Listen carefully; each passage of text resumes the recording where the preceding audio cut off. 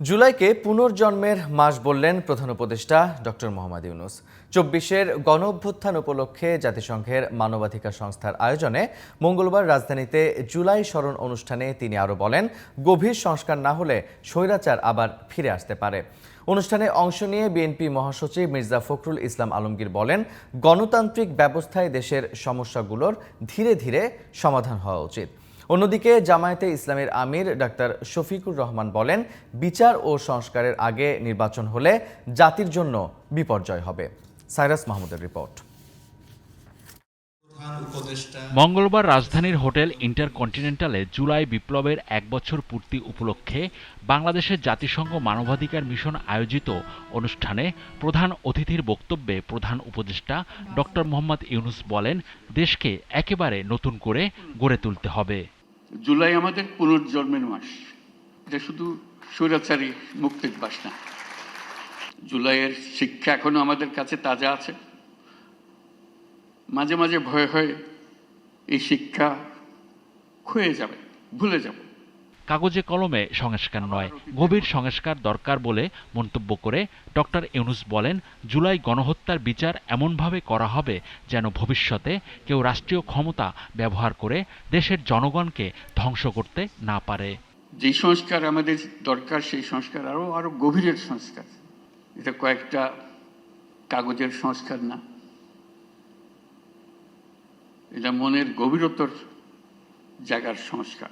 অনুষ্ঠানে অংশ নিয়ে বিএনপির মহাসচিব মির্জা ফখরুল ইসলাম আলমগীর বলেন, বিএনপিও চায় অতি দ্রুত এসব হত্যার বিচার হোক। আমরাও চাই যে অতি দ্রুত এই হত্যার বিচার হোক। এটা সত্য যে সেই সময়টা ছিল আমাদের জন্য একটা ভয়ঙ্কর সময়। আমাদের দলের ৬০ লক্ষ মানুষের বিরুদ্ধে মিথ্যা মামলা হয়েছিল। এখনো সেই মামলা কিন্তু তুলে নেয়নি আসিফ নজরুল সাহেব, কিছু কিছু বাকি আছে এখনো। প্রধান উপদেষ্টার প্রতিশ্রুতি অনুযায়ী দেশে একটি অবাধ, সুষ্ঠু ও সকলের কাছে গ্রহণযোগ্য নির্বাচন হবে এবং জনগণের সরকার প্রতিষ্ঠিত হবে বলে আশা বিএনপির এই নেতার।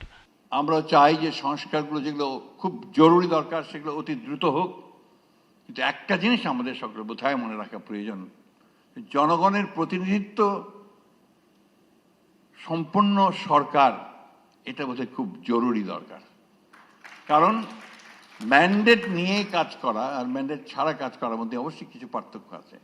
২৪-এর অভ্যুত্থানের শহীদ ও আহত যোদ্ধাদের জাতির সম্পদ হিসেবে স্বীকৃতি দেওয়ার আহ্বান জানান জামায়াত ইসলামীর আমির ডাক্তার শফিকুর রহমান।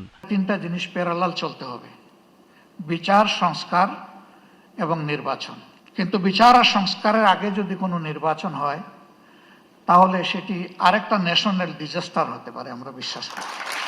একই অনুষ্ঠানে জাতীয় নাগরিক পার্টি এনসিপির সদস্য সচিব আক্তার হোসেন বলেন, গুম, খুন ও অত্যাচারের মতো মানবতা বিরোধী সবকিছুই হয়েছে আওয়ামী লীগ আমলে।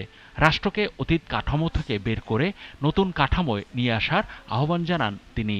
আমাদের ভাইদেরকে নির্বিচারে গুলি করে হত্যা করা হয়েছে। জাতিসংঘের ফ্যাক্ট ফাইন্ডিং রিপোর্টে যে মানবতা বিরোধী অপরাধের প্রমাণের কথা বলা হয়েছে তার সবকিছুই আসলে সে সময়কালে সংঘটিত হয়েছে। Cyrus Mahmud, GTV news, Dhaka.